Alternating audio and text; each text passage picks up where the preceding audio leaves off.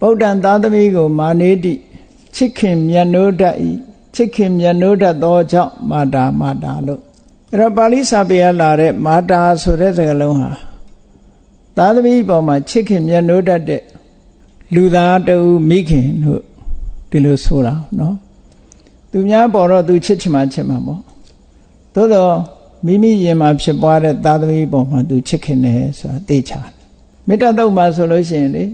အလုံးမေတ္တာတုတ်ကြားဘူးနေကြတာဆိုတော့မေတ္တာတုတ်မှာမာတာယထာနိယံဗုဒ္ဓမာယုတာဧကဗုဒ္ဓမနုရခေလို့မြတ်စွာဘုရားကဥပမာအနေနဲ့ဟောထားတယ်မိခင်တူဟာတဲ့တူရီတော်မိမိရဲ့ရင်သွေးယရနာကိုအသက်ပေးပြီးတော့စောင့်ရှောက်ကာကွယ်တယ်အဲ့ဒီမိခင်ရဲ့ချစ်ခင်မြတ်နိုးမှုဟာတူရီတော်သားသမီးပေါ်မှာစုပြုံရောက်ရှိနေသလို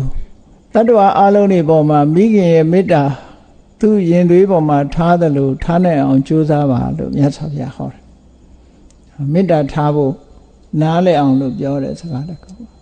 အဲ့တော့မာတာဆိုတဲ့စကားလုံးရဲ့အဓိပ္ပာယ်ကအမတမနှစ်သက်စရာကောင်းတယ်ပေါ့သာသမီပေါ်မှာချစ်ခင်မြတ်နိုးတတ်လို့မာတာလို့ခေါ်တာတခါပိတာဆိုတဲ့စကားလုံးရဲ့အဓိပ္ပာယ်ပိတာလည်းပနဲ့ဖဆိုတာအလွန်နီးတာပဲတခါပကိုဖလို့ရွတ်တာရှိတယ်ပေါ့ဒါကြောင့်မို့ father ဆိုတဲ့အင်္ဂလိပ်စကားနဲ့နီးပြန်ရောသူလဲတော်ထူးဆန်းတဲ့ဒီစကားလုံးတွေကလူသားတွေကတစ်ချိန်တစ်ခါတုန်းကလူသားမျိုးနွယ်တွေဟာအနေဝေးသွားကြလို့ဘာသာစကားတွေဝေးကွာသွားတယ်အရင်ကဖြစ်တဲ့အမေအဖေခေါ်တာကြတော့တော်ကိုနီးစပ်ကြတယ်ပေါ့မြန်မာလူမျိုးတွေကအမေလို့ခေါ်တယ်လို့ဘုန်းကြီးတို့တီဟိုနေတဲ့အခါကျတော့တီဟိုကသားသမီးတွေကသူတို့အမေကိုအမေလို့ခေါ်တယ်ဒီကတော့ပေါ့ခေါ်လိုက်တာအမေလို့အမေလို့ခေါ်တယ်ဟိုကအမေလို့ခေါ်တယ်အဲ့ဒါလောက်ပဲကွာတယ်နော်ပါဠိမှာလည်းပဲအမဆိုတဲ့စကားလုံးရှိတယ်အဲ့တော့တရုတ်စကားမှာလည်းပဲအမဆိုတာရှိသေးတာပဲနော်အမေကိုပြောတာလေအဲ့တော့ဒီအမေဖေဆိုတာခေါ်တာဟာလူဘာသာစကားမှာဒါပထမဆုံးပေါ်တဲ့ဘာသာစကားလို့ပြောလို့ရတာပေါ့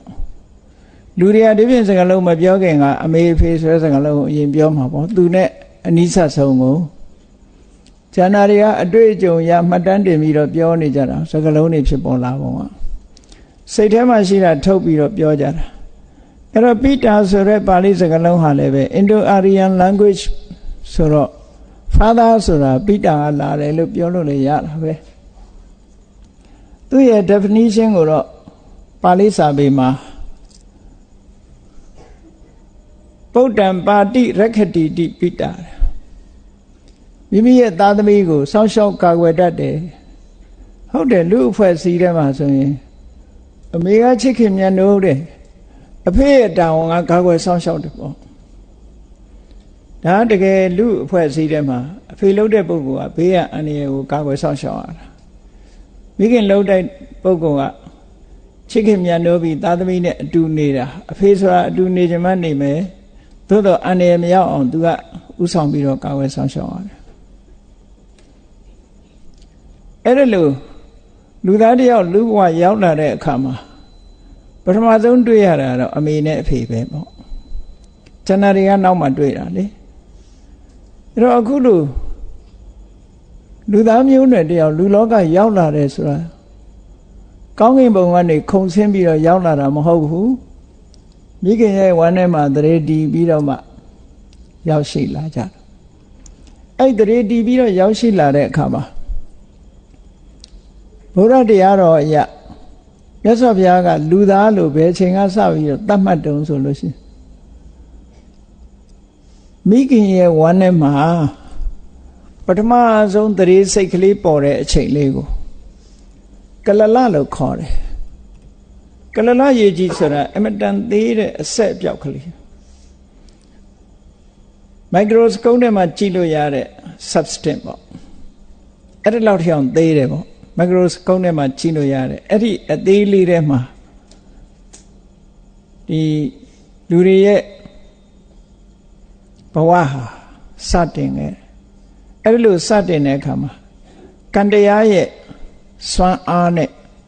အဲ့ဒီကလလလို့ဆိုရင်ရေကြည်လေးဖွဲ့စည်းပြီးတော့တီးနေတာပရိသေစိတ်ရှိတယ်အဲ့ဒီစိတ်နဲ့ရှင်တွဲလာတဲ့စိတ်ကိုမှီဖြစ်တဲ့နန္တရားတွေရှိတယ်အခြေခံယုံမျိုးစိတ်က30ရှိတယ်30ဆိုတာခန္ဓာကိုယ်ရဲ့အခြေခံဖြစ်တဲ့ကာယ body ရဲ့အခြေခံဖြစ်တဲ့ယုတ်က10ယုတ်10ခုအမှန်တန်သေးပြီမဲ့လို့သူ့ရဲ့ဒီသဘာဝတရားတွေဟာပြည့်စုံတယ်10မျိုးလို့ခွဲလို့ရတယ်နောက်တစ်ခါခန္ဓာကိုယ်ရဲ့အသက်သုံးဖို့သွေးသားဖြန့်ဖြူးဖို့တဲ့အမတန်မှအရေးပါတဲ့နှလုံးသားနဲ့ပတ်သက်တဲ့ယုတ်က10ခုပြီးတဲ့အခါကျတော့ဖိုမျိုးစိတ်မာမျိုးစိတ် femininity masculinity လို့ခေါ်တယ်ဖိုမျိုးစိတ်မာမျိုးစိတ်ယုတ်က10ခုအဲ့တော့ယောက်ျားဆိုလို့ရှိရင် masculinity ယုတ်30ယုတ်10ယုတ်မျိုးသမီးဖြစ်မဲ့ပုဂ္ဂိုလ်ဆိုလို့ရှိရင် femininity ယုတ်က10ယုတ်အလုံးပေါင်းလိုက်တော့ကလလရေကြီးဆိုတဲ့အထဲမှာ material quality 30ရှိတယ်လို့တွေ့ရခန္ဓာကိုယ်အဲ့ပထမဆုံးမှာ embryology မှာကြည့်ရင်လည်းပဲဒီပုံစံနဲ့ develop ဖြစ်လာတာပဲအဲ့တော့မြတ်စွာဘုရားကဒီဟာကိုလွန်ခဲ့တဲ့နှစ်ပေါင်း2500ကတည်းကဟောခဲ့တာဒီကနေ့သိပ္ပံဆရာတွေတောင်မှပဲအံ့ဩတုန်လှုပ်အံ့ဩသွားကြတယ်ဒီလိုဟောတာဘာလို့အံ့ဩသွားလဲဆိုဘုန်းကြီးတို့ဘာလင်မြို့မှာအဘိဓမ္မာသင်္นานတော်ပို့ချတော့ဂျာမန်ကြီးတယောက်ကဘေးကုန်းမေးကျင်တယ်ဆိုပြီးတော့ချိန်သီးတန့်တောင်းပြီးတော့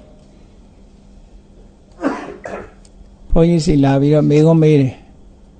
အဲ့သူမေးကုန်းမေးတဲ့ထဲမှာဒီ embryology နဲ့ပတ်သက်တဲ့မေးကုန်းလေးတွေမေးတော့ဒါမြတ်စွာဘုရားကိုယ်တိုင်ကလွန်ခဲ့တဲ့နှစ်ပေါင်း2500ကလူဘဝစတင်လာပုံကိုပထမံကလလံဟောတိကလလာဟောတိအဘုဒ္ဓံအဘုဒ္ဓံဇာယတိပေတိနိဗ္ဗတတိခနောဆိုပြီးတော့မြတ်စွာဘုရားဟောထားတာရှိတယ်လို့ဟောတာကတော့လူသားကိုဟောတာမဟုတ်ဘူးလို့ဘလူးတကောင်ကမေးခွန်းလာမေးလို့နတ်ဘလူးတကောင်ကိုဟောတဲ့တရားစကားပဲလို့လူရဲ့ဘဝဟာကလလရေကြီးကစပဲကလလရေကြီး9ရက်ပြည့်တဲ့အခါကျတော့ပထမံကလလံဟောတိကလလဟောတိအဘုဒ္ဓအဲ့ဒီရေကြီးလေးကအမြုပ်ကလေးတွေဖြစ်လာတယ်ဒါ embryology မှာပုံပြထားတာတွေနဲ့တစ်ထပ်သေးလို့ပဲကြားတယ်နော်အဘုဒ္ဓဇာယတိပေတိဆိုပြီးတော့အနှစ်ကလေးဖြစ်လာတယ်နောက်တတိကလေးလို့အနှစ်ကလေးဖြစ်လာနောက်တစ်ပတ်နဲ့သွားတာသူကတခုကိုတစ်ပတ်အချိန်ထားတယ်ယတတတပတ်စီကလလကယတတတပတ်အဘုဒ္ဓကယတတတပတ်ပေတိကယတတတပတ်အပေတိနိဗ္ဗတတိခနောဆိုပြီးတော့အတုံးခဲလေးပြပြပြင်းဖြစ်လာတယ်ခဏပတာခာစာယန္တိအဲ့ဒီအတုံးခဲလေးဖြစ်လာတဲ့နေရာမှာပတာခလို့ခေါ်တဲ့ခက်မ၅ပြားဘူးလေး၅ခုထွက်လာတယ်ဘူးလေး၅ခုဆိုတာလူမှာအတက်ကလေးတွေပေါက်လာမှာခေါင်းပေါက်မဲ့နေရာရှိတယ်လက်နှစ်ဖက်ပေါက်မဲ့နေရာရှိတယ်ခြေနှစ်ခုပေါက်မဲ့နေရာအမြည်တော့မပါဘူးအဲ့ထဲမှာနော်တိရစ္ဆာန်ဆိုရင်တော့အမြည်ပါမှာပေါ့အဲ့တော့အဲ့ဒီလိုဘူးလေး၅ခုထွက်လာတာပတာခပြီးတဲ့အခါကျတော့လူတဏ္ဍမှာသဘင်တို့အမွှေးတို့ဘယ်ချိန်ကစပေါ်တယ်ဆိုတာကိုပဲသူကတတ်တမှတ်မှပြထားရှိတယ်မျက်လုံးကဘယ်လောက်ကြာမှစတယ်ဆိုတာသတ်မှတ်ထားအင်္ဂလန်မှာနေတဲ့ဒေါက်တာနေဝင်းဆိုတဲ့ကကြီးက embryology နဲ့ပတ်သက်တာ fetus အဆင့်မှာသူတို့ဆေးသိပ္ပံနဲ့မှာတဲ့ဒီသဘင်တွေဘာတွေပေါက်တာကိုစောစောကဖော်မပြဘူးတဲ့ခုနောက်ပိုင်းမှာတွေးရှိချက်အရာဆိုလို့ရှိရင်သူပြောတဲ့ရဲပိုက်ဟာဟိုဘုန်းကြီးတို့အတိအကျမမှတ်မိဘူးသို့တော့ပါဠိစာပေထဲမှာအထက်ကရာကျမ်းကြတော့ထပ်ပြီးတော့ရှင်းထားတာရှိတယ်အဲ့ဒီရဲပိုက်နဲ့ကိုက်နေတယ်အဲ့တော့သူပြောလို့ရင်ကတော့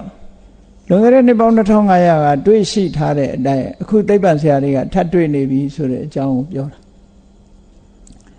ဓမ္မယူစာဆောင်ထဲမှာသူဆောင်းမရေးဘူးတဲ့အဲ့ဒီဆောင်းမလေးတောင်ဘုန်းကြီးစီအရင်ပေးဘူးတဲ့ပေါ့အဲ့ဒါလို့ embryology နဲ့ပတ်သက်တဲ့ စိတ်ဝင်စားစရာတွေအပြည်ပြည်ဆိုင်ရာထေရဝါဒဗုဒ္ဓသာသနာပြုတက္ကသိုလ်မှာ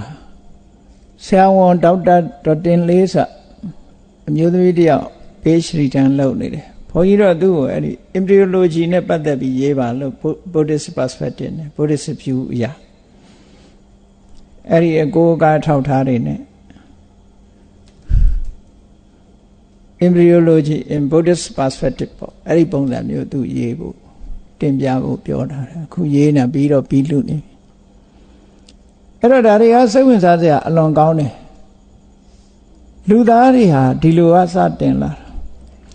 အဲ့တော့ပြောချင်တာကတော့မြတ်စွာဘုရားကလူသားလို့သတ်မှတ်တာဘယ်ချိန်ကစသတ်မှတ်လဲလို့ဆိုကလလရေကြီးအခိုက်ကစသတ်မှတ်ခုနပြောတဲ့ပထမဝိညာဏံပတုပ္ပတံလူရဲ့မိခင်ရဲ့ဝမ်းထဲမှာတရေစိတ်ကလေးပေါ်တယ်ဆိုတာမိခင်တောင်သိချင်မှသိအောင်မှအဲ့ဒီအချိန်ကလူသားယဟန်နေအနေနဲ့အဲ့ဒီလိုလူသားဖြစ်တဲ့ပုဂ္ဂိုလ်ကိုသေအောင်လုပ်မယ်ဆိုလို့ရှိရင် तू အပြစ်ရှိတယ်ဒါကြောင့်မလို့ဒီ abortion ဆိုတဲ့ကိစ္စတွေနဲ့ပတ်သက်ပြီးတချို့က fertilization လုပ်နေတဲ့အချိန်မှာဒါသေမှုမမြောက်သေးဘူးလို့ဘာလို့ပြောကြတာတွေရှိတယ်ပေါ့အသက်မဝင်သေးဘူးလို့လည်းပြောကြမှာပေါ့နော် fetus ဖြစ်လာတော့မှပဲအဲ့ဒါကြောင့်လည်းအသက်ရှူပြီးမှအသက်ဝင်တယ်လို့ဒီလိုယူဆတာတွေလည်းရှိတယ်အဲဗုဒ္ဓတရားတော်အရာကြတော့ဒီသရေစိတ်လေးထဲမှာစတင်ပြီးတော့မိခင်ဝမ်းထဲမှာပေါ်လာကြတဲ့အသက်ရှိပြီလို့ပြောထားတာအဲ့ဒါကြောင့်မို့လို့ပါဏာတိပါဒခံထိုက်တယ်လို့အဲ့ဒီအချိန်ကနေစပြီးပါဏာတိပါဒခံတယ်ယဟန်နေမှာဆိုရင် intentionally killing မှာပါရာဇိကပြစ်မှုကျူးလွန်ရာရောက်တယ်ဒါလူသားတယောက်ကိုတတ်တာပဲတဲ့ဒါလည်းပဲကလလရေကြီးအဆင့်လေးမှာပဲသေအောင်လုပ်လို့ရှိရင်သူအပြစ်ရှိတယ်လို့ဒီလိုဆိုတယ်ဝိနည်းစကားရအဲ့တော့အဲ့ဒီအချိန်ကနေစပြီးတော့မိခင်ဟာမိမိတို့ဘဝသူသိတဲ့အချိန်ကစပြီးတော့သူ့ကိုအမိပြုပြီးတော့လူသားတွေဟာဘဝတစ်ခုရရှိလာခဲ့ကြတာတိတာထင်ရှားလာတဲ့အခါမှာ fetus အခြေအနေရောက်လာတဲ့အခါမှာလည်းပဲမိခင်ရဲ့ဆောက်ရှောက်မှုကနေတာမှမဟုတ်ပဲဝေးပွားလာတဲ့နောက်ပိုင်းမှာဆောက်ရှောက်တာတော့အလုံးသိနေကြတာပဲအဲ့တော့အဲ့ဒီဟာလူတွေရဲ့ခြေဆုတရားပဲခုခေတ်လူတွေကကြည့်လေထမင်းလေးတနတ်ကြွေးကြွေးလမ်းလေးတစ်ခါညွန်ပြမသိလို့လမ်းမေးရင်ပြောရင်တော့မှပဲခြေဆုတင်ပါတယ်လို့ပြောကြတာပေါ့အဲ့တော့ကိုယ့်အမေဖေဘယ်လိုခြေဆုမတင်နိုင်ဖဲရှိမလဲနော်လောကမှာလူဘဝကိုရောက်ရှိလာအောင်အမှန်တမ်းခြေဆုတင်နိုင်တဲ့ပုဂ္ဂိုလ်လို့ဒီလိုဆိုလိုတာပေါ့အဲ့ဒီမှာမိဘတွေကသားသမီးတွေအပေါ်မှာဘယ်လိုကျေးဇူးပြုတာလဲလို့ကျေးဇူးပြုပုံတွေကိုပြောခိုင်းမယ်ဆိုရင်တော့အမျိုးမျိုးပြောကြမှာပဲနော်မျိုးမျိုးပြောကြမှာမြတ်စွာဘုရားကစကား၃ခုနဲ့ပြောထားတာရှိတယ်မိဘကသားသမီးတွေပေါ်မှာဘယ်လိုကျေးဇူးပြုတယ်ဆိုတာ၃ခုတည်းနဲ့အလုံးချုပ်ပြီးငုံပြီးအောင်ကာဘာဖြစ်အောင်ပြောထားတယ်စကား၃ခုရှိတယ်သုတ္တန်တိုင်းမှာလို့မိဘနဲ့ပတ်သက်လာပြီးပြောတဲ့အခါမှာအဲ့ဒီစကားလေးပါတယ်ပဟုပကာရဘိက္ခွေမာတာပိတရောဗုဒ္ဓနာယဟန်တို့မိဘသားသမီးတွေပေါ်မှာကျေးဇူးများတယ်တဲ့ဘာဖြစ်လို့ကျေးဇူးများတာတော့ဆိုအာပါဒကာအသက်ရှင်အောင်ဆောက်ရှောက်ခဲ့တယ်ဟောဒါတခုဟုတ်တယ်လေမိခင်ကမလိုချင်ခဲ့ဘူးဆိုလို့ရှိရင်အစောကြီးပဲဖယ်ရှားပြစ်လို့ရတာ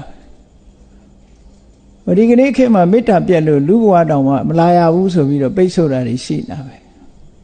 တော်ဆန်းကျဲတဲ့ခေတ်ပဲနော်လူဘဝလာခြင်းတိုင်းမလာရဘူးမနုဿတ္တဘာဝဒုံဘောဆိုလူဘဝလာခြင်းပါတယ်ဆိုတောင်မှပဲဟေးမလာခဲ့နဲ့ဆိုပြီးတော့မောင်းထုတ်ခံရတဲ့လူတွေရှိတယ်ကံမကောင်းအကြောင်းမလိုက်ရင်ဒီလိုခံရမှာပဲနော်အဲ့တော့လူဘဝကိုတားဆီးပိတ်ပင်နေကြတဲ့ဟာတွေခေတ်မှာပေါ်နေတယ်အဲ့ဒီမှာအပါဒကမိမိ လူသားဘဝရလာတဲ့အခါမှာဆောင်းလျှောက်တယ်ဘေးရန်အန္တရာယ်တွေမကြောက်အောင်ဆောင်းလျှောက်တယ်ဒါမိဘရဲ့ကြည့်စဉ်းစားကြည့်ကလေးငယ်ဘဝဆိုတာသူ့ခြေသူ့လက်တည်နိုင်တာမှမဟုတ်တာသူ့ဟာသူရေထားတောင်းနိုင်တာမှမဟုတ်တာစားလဲစားတယ်လို့ပြောနိုင်တာမှမဟုတ်တာအဲ့ဒီအချိန်လေးမှာအမေဖေရတာမဆောင်းလျှောက်ဘူးဆိုရင်ဘလောက်ဒုက္ခရောက်မလဲကိုယ့်အကိုစဉ်းစားကြည့်ပါဒါကြောင့်မို့မိဘရဲ့ခြေစုဟာလုံးဝမမေ့သင့်ဘူးလို့ပြောတာအပါရကဆောင်းလျှောက်ခဲ့တယ်ဆောင်းလျှောက်ရင်ဆောင်းလျှောက်တာမဟုတ်ဘူးမိဘကပောတကာနှုတ်ကြူတိုက်ကျွေးမွေးခဲ့တယ်ဘုရားရဲ့တရားတော်ရနှုတ်ဆိုတာသွေးပဲတဲ့မိခင်ရဲ့မေတ္တာအရှိန်ဟပ်မှုကြောင့်မို့လို့သွေးဟာဖြူသွားရတယ်မိခင်ရဲ့နှလုံးသားထဲကမေတ္တာစွမ်းအားနဲ့หนีရဲနေတဲ့သွေးလေးဟာဖြူစင်သွားဖြူဆွတ်သွားကဲမိကပြောင်းတယ်ဆိုတာရှိတယ်နိစိတ်ဆိုးကြည့်ပါလားမျက်နှာရီဖြူရကနေနီးလာမှာပဲဒါစိတ်ရဲ့လှုံ့ဆော်မှုတွေခေါ်တာပေါ့မိခင်မှလည်းဒီစိတ်ရဲ့လှုံ့ဆော်မှုကြောင့်သားသမီးကိုတိုက်ကျွေးမဲ့ရင်သွေးဟာဖြူလာတယ်ပေါ့စိတ်ဆွမ်းအားမေတ္တာဆွမ်းအားကြောင့်ဖြူလာတယ်ဒါကြောင့်မြတ်စွာဘုရားကအဲ့ဒါမိဘရဲ့သွေးလို့ပဲပြောတာပဲနှုတ်ရည်ဆိုမိဘရဲ့သွေးပောတကာငယ်ငယ်လေးတည်းမစားနိုင်တဲ့အချိန်မှာမိဘကကျွေးလာခဲ့တာနောက်တစ်ခုကိုခြုံပြီးတော့ပြောလိုက်တာဣမတ္တလောကတ္တဓာတိတာရောတဲ့ဒီကနေ့ကြုံတွေ့နေရတဲ့လောကကြီးကိုဘယ်သူပြတာတုံးဆိုမိဘကပြတာလောကမှာခိုင်းလုပ်ပြီးတော့လိုက်ပြမယ်ဆိုရင်ကျေးဇူးတင်တယ်ပြောကြအောင်ပါပဲလူလောကလူအကြောင်းလူဘဝမှာတွေ့ကြုံခံစားရသမျှဟာမိဘကပေးတာလို့ပဲပြောလို့ရတယ်ဒါကြောင့်မို့မြတ်စွာဘုရားဒီအချက်၃ချက်ကိုနဲ့မိဘသိကျေးဇူးများတယ်ဆိုတာကိုဒီ၃ခုတည်းနဲ့စကားကုန်အောင်ပြောထားတာနော်အာဘာရကဆောင်းလျှောက်တယ်ပောဒကကျွေးမွေးတယ်ဣမတ္တလောကတ္တဓာတိတာတော့ဒီလောကကြီးကိုပြတယ်ဒီလောကကြီးမြင်ခွင့်ရတာ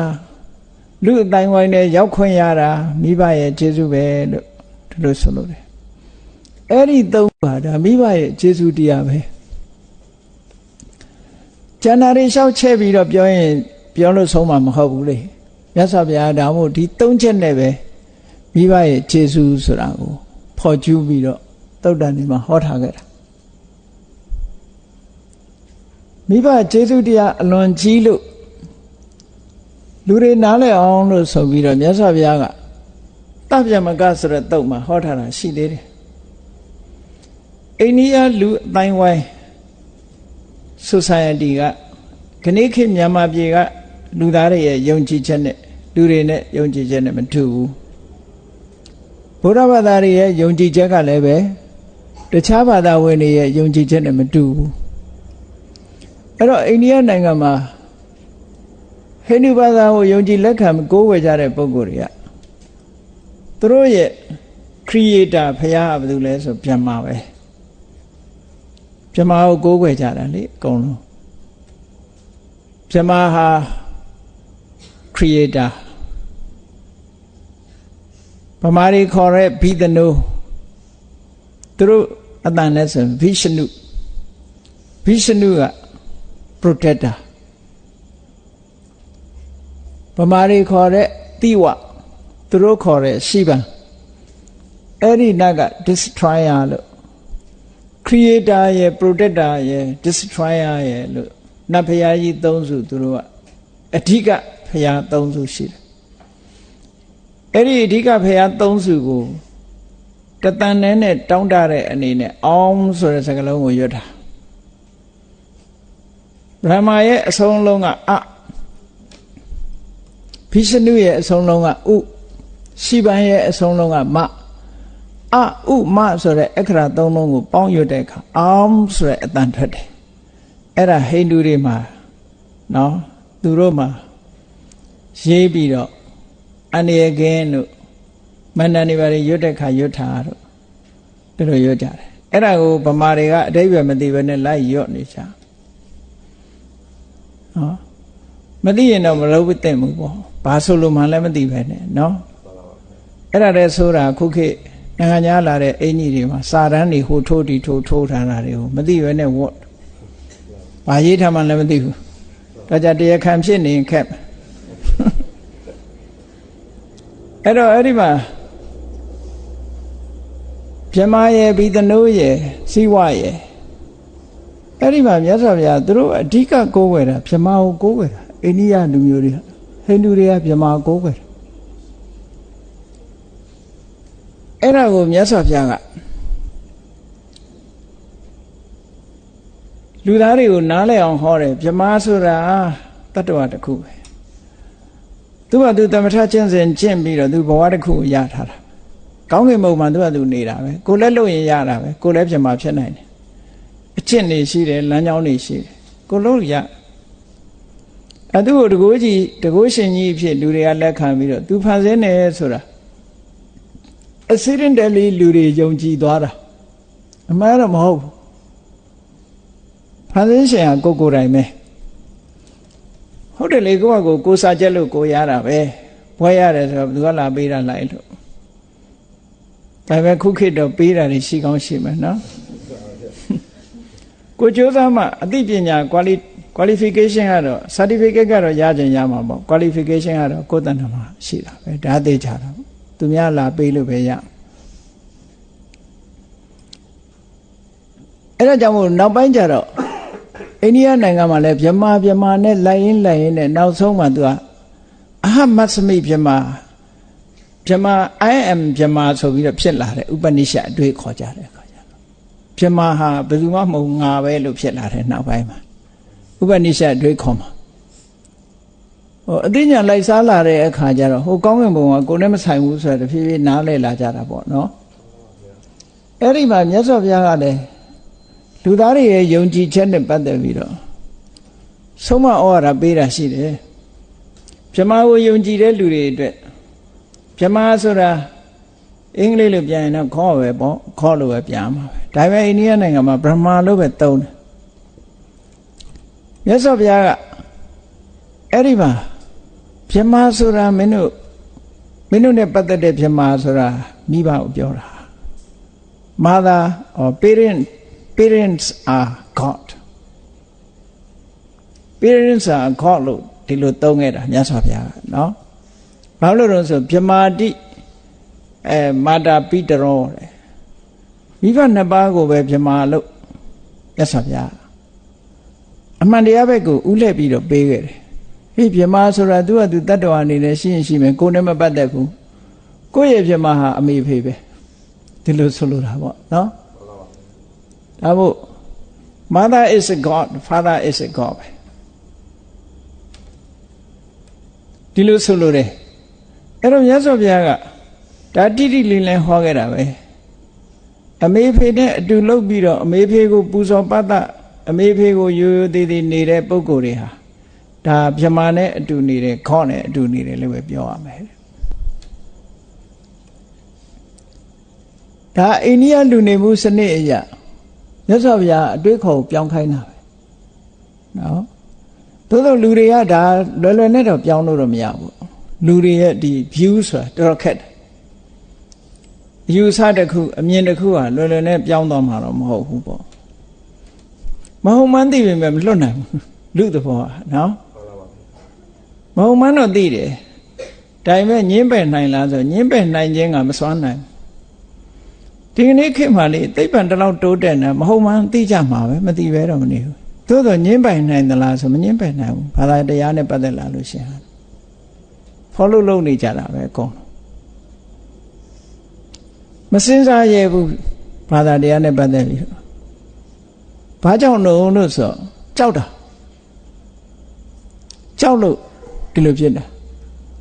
အဲ့တော့ယုံကြည်ချက်ဆိုတဲ့အပေါ်မှာကြောက်စိတ်ကလွှမ်းမိုးလာလူတွေရဲ့ဘာသာတရားစပြီးတော့ပေါ်လာတာကကြောက်လို့ပေါ်လာအကြောက်တရားကိုကာကွယ်ဖို့ရအတွက်ကိုယ်ွယ်ရာတွေရှားလာကြတာလေတဘာဝရဲ့အင်အားစုကြီးတွေဒီ forces ကြီးတွေဆိုတာဥပမာမုန်တိုင်းကြီးတိုက်တယ်မိတောင်ကြီးတွေပေါင်ကွဲတယ်ပင်လယ်လိုင်းလုံးကြီးတွေဆူနာမီကြီးတွေတက်လာတယ်မိုးချိန်တယ်မိုးကြိုးပစ်တယ် ကြောက်တယ်ကြောက်ပြီးတော့တွေးမိတွေးရတွေးတာဒါနတ်ဖျားခေါင်းအစိတ်ဆိုးတာဖြစ်မယ်သူတော့ပူဇော်မှဖြစ်မှာကိုကနေပြီးတော့ထိုင်ပြီးတော့ရှစ်ခိုးလိုက်တဲ့အချိန်ဟိုကသူ့ဟာသူအကြောင်းကုန်လို့ငြိမ်သွားတဲ့အချိန်နဲ့သွားတိုက်ဆိုင်တော့ကဲငါလှုပ်တာဟိုကလက်ခံသွားပြီ accidentally အဲ့ဒါလို့ဖြစ်တာပါအဲ့ဒါလို့ဖြစ်တာနောက်တစ်ချိန်ရှစ်ခိုးရင်ပျောက်ချင်မှပျောက်မှာနော်အဲ့တော့ယုံကြည်ဖို့ဆိုတာတော်တော်ခက်တယ်ဒါမို့ဘုန်းကြီးတို့က tourist guide လုပ်တဲ့လူတွေပြောထားတခါတော့မက္ဆီကိုကအမျိုးသမီးတွေဘုရားဘာသာဖြစ်စားတယ်မက္ဆီကန်လူမျိုး30လောက်ရောက်လာတော့အမျိုးသမီးတယောက်ကသူမကြေတတ်တာလေးကိုမေးတယ်မေးခွန်းမေးပြရစေဆိုပြီးမေးကြသူမေးတာဘာတော့ဆိုသူမန္တလေးမဟာမြတ်မုနီဘုရားကြီးတဲ့ဝင်လာတော့သူစိတ်ထဲမှာမကြေမနက်တဲ့ဆိုင်းဘုတ်ကလေးတစ်ခုတွေ့လာတယ်အမျိုးသမီးမဝင်ရဆက်ဆိုင်းဘုတ်သွားတွေ့တယ်ကျင့်တတ်ဘူးဒါဗုဒ္ဓဇင်လားတဲ့ဗုဒ္ဓဘာသာဒီလိုခွဲခြားလုပ်သလားလို့မေးတာ Is it this Buddhism ဗုဒ္ဓဘာသာ discrimination လုပ်သလားလို့ဆိုဘုန်းကြီးကတော့သူတလုံးနဲ့ပဲဖြေတာ This is not Buddhism this is a tradition ဒါတို့ရဲ့ tradition မှာ Buddhism နဲ့မဆိုင်ပါဘူးလို့မြတ်စွာဘုရားကအမျိုးသားတွေယဟန္တာဖြစ်ပြီးတော့အသိဉာဏ်တွေ enlightenment ကိုရနိုင်တယ်လို့မျိုးသမီးတွေလည်းရနိုင်တာပဲဒီဘက်မှာခွဲခြားတာမရှိဘူးမျိုးသမီးရတဲ့တရားနဲ့အမျိုးရဲ့သားရတဲ့တရားအထူးခြားတယ်လို့တစ်ခါမှဟောတာမရှိဘူးဒါလူလောက society ကခွဲခြားတဲ့စနစ်တွေပါလို့ဘုရားအနေနဲ့ခွဲတာမဟုတ်ပါဘူးလို့အပြောတော့သူကျေနပ်သွားသို့တော့ guide လုပ်တဲ့လူကဘာပြောတော့ဆိုထမိန်နေနဲ့ဖျားရှိမှမသိတော်လို့ဆိုပို့ဆိုးသွားတော့သူတို့မှထမိန်ရဲ့လုံကြီးရဲ့ရှိတာမှမဟုတ်တာတီဟိုမှာဆိုရင်ထမိန်တောင်မှခေါင်းပေါင်းသေးတယ်အမျိုးသမီးဝတ်တဲ့ထမိန်ခေါင်းပေါင်းပြီးတာဒီကိုယ်တိုင်မြင်ခဲ့တာပါအမျိုးသားတွေဗမာပြည်မှာသာခွဲခြားနေပါလေလုံနေတယ်ဟိုအမြင်ချင်းမတူတာကိုပြောတာပါသူတို့မှခေါင်းရင်းချင်မရှိဘူးလက်နဲ့ပြတယ်လို့ပဲခြေထောက်နဲ့လည်းပြတာပဲဗမာကျတော့ခြေထောက်နဲ့ပြရင်သိရိုင်းတယ် impolite နော်သိရိုင်းတယ်လို့ထင်တယ်သူတို့ကျတော့ခြေထောက်နဲ့လက်တူတူပဲကိုပိုင်နာကြီးပဲနှစ်ခုစလုံးအထက်နဲ့အောက်ကပြောင်းရင်ပြောင်းရတာပဲလေဘာမှမထူကိုယ်ခန္ဓာကိုယ်ထဲမှာရှိတာတွေကြီးပဲအဲ့တော့ဒါတွေကအယူဆတွေပဲ tradition တွေပဲလို့ဒီလိုခွဲခြားပြီးတော့သိဖို့လိုတယ်နောက်ကြိုက်ထီးရုံးမှာတခါပြောကြမျိုးသမီးတွေဘာလို့မဝင်ရတာတော့မျိုးသမီးတွေတဲ့ဟာမိုးချိန်ပြီးတော့မိုးကြိုးပြစ်တတ်တယ်ဘာညာနဲ့ဟိုဝင်သွားတော့မိုးကြိုးကမပြစ်တော့ခက်နေကိုပြောတာတွေအလကားဖြစ်တာပေါ့မဟုတ်ဘူးပြောလိုက် tradition ဒိုးနိုင်ငံရဲ့ဒါ tradition ပဲအများလိုက်နာရတဲ့ tradition ဆိုတာ reasonable ဖြစ်ချင်မှဖြစ်မှာပေါ့ tradition ရဲ့သဘောကအများယုံကြည်လိုက်သူတို့လည်းရှိတာပဲ tradition တွေကိုယ်နိုင်ငံမှာကိုရှိတာမဟုတ်အဲ tradition လို့ပြောတာဟာမှန်ကန်ဆုံးပဲကြံတဲ့ဟာတွေရှောက်ပြောလို့ရှိရင်မဖြစ်ရင်ဒုက္ခရောက်ကြားဘူးတဲ့အဲ့ဒီဘာဖြစ်တယ်ညာဖြစ်တယ်ဆိုတော့အဲ့ဒီအမျိုးသမီးတယောက်ကနေယောက်ျားလို့ဝတ်ပြီးတော့ဝင်လာတယ်ဘာမှဖြစ်ဘူးလို့ပြောတယ်ကြိုက်ထီကိုအဲ့ဒုက္ခရောက်မှာပေါ့အဲ့လိုဆိုဒီဟာတစ်ခုမခိုင်လုံတဲ့စကားတစ်ခုအကြောင်းပြတစ်ခုပြောလိုက်တာနဲ့ကျန်တာတွေပါပြက်ပြက်သွားနိုင်တယ်ဒါတွေကအဲ့ဒါကြောင့်မလို့ဒါတွေက tradition လို့ပဲပြောရမယ် tradition မြတ်စွာဘုရားအနေနဲ့ခွဲခြားတာမရှိဘူးအေးဒါကြောင့်မလို့အခုဒီဗြဟ္မာကိုကိုးကွယ်တဲ့လူတွေရဲ့အတိုင်းအဝိုင်းမှာမြတ်စွာဘုရားကတကယ်မင်းတို့ကိုးကွယ်ရင်ကောင်းကင်ဘုံကဗြဟ္မာကမင်းတို့ဘာမှလာလုံးမှလည်းမဟုတ်ဘူးထမင်းလည်းတနတ်မှလာကြွေးမှလည်းမဟုတ်ဘူးအဲ့တော့မင်းထမင်းကြွေးနေတာအမေပဲအဖေပဲဒါကြောင့်မို့ parents are God လို့မြတ်စွာဘုရားသင်ပေးခဲ့တာဟုတ်တယ်လေနောက်ပြီးတော့မြတ်စွာဘုရား definition အနေနဲ့ရှင်းပြတယ်ကောင်းကင်ဘုံကဗြဟ္မာကြီးတွေကမေတ္တာကရုဏာမုရိဒဥပေက္ခလို့ဆိုတဲ့ဗြဟ္မဝိဟာရမြင့်မြတ်တဲ့နေထိုင်ခြင်းဖြင့်နေထိုင်ကြတယ်အေးအမေဖေးတွေဟာလည်းသားသမီးတွေပေါ်မှာမြင့်မြတ်တဲ့နေခြင်းနဲ့နေတယ် ကိုယ်သားသမီးလေးပေါ်မှာမေတ္တာထားတယ်ကြီးပွားစေခြင်းနဲ့ဘွဲ့ရရစေခြင်းနဲ့နော်စတတ်စေခြင်းနဲ့ကြီးပွားတိုးတက်စေခြင်းနဲ့ဒါမိဘရဲ့မေတ္တာအိုသားသမီးမှာဒုက္ခရောက်မယ်ဆိုရင်မိခင်ရဲ့နှလုံးသားဟာနာကျင်ပြီးတော့အကျဉ်းတရားတွေဖြစ်တယ်ကရုဏာသားသမီးလေးကဆောင်းဝဲအောင်သွားလို့တဲ့ဘာဖြစ်တယ်ညာဖြစ်တယ်ဘွယ်ကြီးရသွားပြီကြီးပွားနေပြီဆိုရင်မလေးဝမ်းသာလိုက်တာတချို့မိဘများနော်လူကြားထဲမှာထုတ်ကြွားလို့ကိုမပြီးနိုင်ဘူးမုရိဒတရားတွေဘေးကတော့နားလည်ပေးရမှာပေါ့သူသားသမီးအကြောင်းတော်ကြောင်းကိုပြောတယ်ဒါပြောသူစိတ်ထဲရဲ့ခံစားချက်ကိုထုတ်ဖို့ပြောတာနော်သားလေးကသမီးလေးကဟင်းလေးတစ်ခွက်ပို့လိုက်ရင်ပြောမပြီးတော့ဘူးလူကြားထဲမှာဒါသမီးကပေးထားတာဒါသားကပေးတာနဲ့ဆိုပြီးတော့လူကြားထဲမှာဂုံယူပြီးတော့ပြောလို့ရှိကြတယ်ဒါမိဘရဲ့စိတ်နဲ့စိတ်ထားပဲအဲ့ဒါမုရိဒတရားလို့ခေါ်တယ်သားသမီးကကြီးပွားတိုးတက်သွားလို့သူကသူအလုံးနဲ့အကိုင်နဲ့အစဉ်ပြေပြီးတော့ကိုကဘာမှဆောင်းရှောက်เสียမလိုတော့ဘူးဆိုတဲ့အချိန်မှာမိဘတွေကဥပိ္ပခာဆိုတာဖြစ်တယ်အဲ့တော့အချိန်ပိုင်းလေးနဲ့မိဘတွေကသားသမီးပေါ်မှာမေတ္တာဖြစ်တဲ့အချိန်ရှိတယ်ကရုဏာဖြစ်တဲ့အချိန်ရှိတယ်မုရိဒဖြစ်တဲ့အချိန်ရှိတယ်ဥပိ္ပခာဖြစ်တဲ့အချိန်ရှိတယ်အဲ့တော့ကောင်းကင်ဘုံကမြမကြီးကမေတ္တာကရုဏာမုရိဒဥပိ္ပခာပွားတယ်ဆိုလို့ရှိရင်သားသမီးတွေပေါ်မှာပွားနေတဲ့ဒီမိဘကသာတကယ်မြမဖြစ်တဲ့နာပေါ့လို့မြတ်စွာဘုရားဒီလိုဟောတာနော်ဟောနောက်တစ်ခုကမြတ်စွာဘုရားကမိဘဆိုတာဟာတဲ့ပထမဆရာဘဝရဲ့ပထမဆရာကျောင်းသွားမှကျောင်းက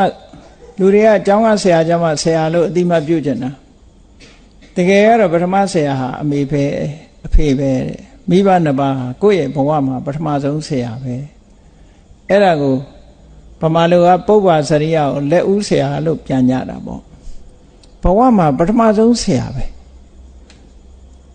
ဒါကြောင့်မို့လို့သားသမီးမကောင်းမိဘကောင်းလို့ပဲပြောတာပဲနော်တပည့်မကောင်းဆရာကောင်းဆိုတာနောက်ပိုင်းကျမှပြောတာအဲ့တော့သားသမီးရဲ့ပထမဆုံးလူလောကရောက်လာလို့လူပီလာအောင်ယဉ်ကျေးအောင်စတင်သင်ကြားပေးတာမိဘပဲဖြစ်တယ်ဒါကြောင့်မို့မိဘဟာဆရာလည်းဟုတ်တယ်မိဘလည်းဟုတ်တယ်ပေါ့တော့မြတ်စွာဘုရားအဲ့လိုဟောတယ်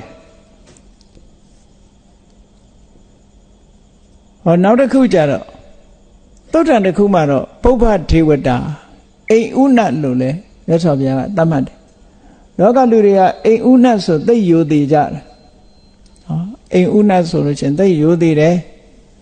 စာဥစားပြတင်တယ်ငပြောပွဲအုံပွဲမညိုရအောင်ထားတဲ့အိမ်ဥနတ်တွေကိုမြတ်စွာဘုရားကအိမ်ဥနတ်ယို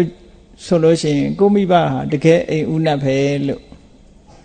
ဒီလိုဆုံးမပေးတာမြတ်စွာဘုရားမိဘရဲ့ခြေဆုတရားတွေနဲ့ပတ်သက်ပြီးတော့အဲ့ဒီလိုအရာထားပြီးတော့ဆုံးမသွန်သင်တဲ့သုတ်တန်နေပါဠိစာပေမှာအထင်ရှားရှိတယ်ပေါ့အဲ့ဒီမှာနောက်ဘာပြောရမလဲလို့ဆိုရင်အဲ့တော့မိဘရဲ့ခြေဆုတရားကိုပြောကြတယ်မိဘခြေဆုမြင့်မို့ဦးလို့ဗမာစကားမှာလေမြင့်မို့တောင်တော့ဘယ်သူမှတော့မြင်မှုတာမဟုတ်ဘူးအကြီးဆုံးတောင်လို့အမြင့်ဆုံးတောင်လို့ပဲမှတ်ထားပေါ့အဲ့ဒီတောင်ကြီးတဲ့မြင့်တယ်လို့တင်စားပြီးတော့သုံးတဲ့စကားတွေပေါ့အဲ့ဒီမှာမြတ်စွာဘုရားဟောထားတဲ့နေရာမှာမိဘကိုကျေးဇူးဆက်တယ်ဆိုတဲ့နေရာမှာကျေးဇူးဆက်ပုံ2မျိုးပြထားတစ်ခု2မျိုးပြထားတယ်ရှိတယ်ဘလောက်ကျေးဇူးဆက်တုံးဆိုအမေဖေကိုချမ်းသာအောင်ထားတာနံပါတ်1ကအမေနဲ့အဖေကိုလက်ဝဲဘက်ပခုံးနဲ့လက်ရဘက်ပခုံးမော့တင်ဒါတော့တာဝန်ယူတဲ့အဓိပ္ပာယ်ကိုပြောတာဖြစ်ပါလိမ့်မယ်နော်အမေဖေကလည်းပခုံးမော့ထိုင်းနေညောင်းမှာပေါ့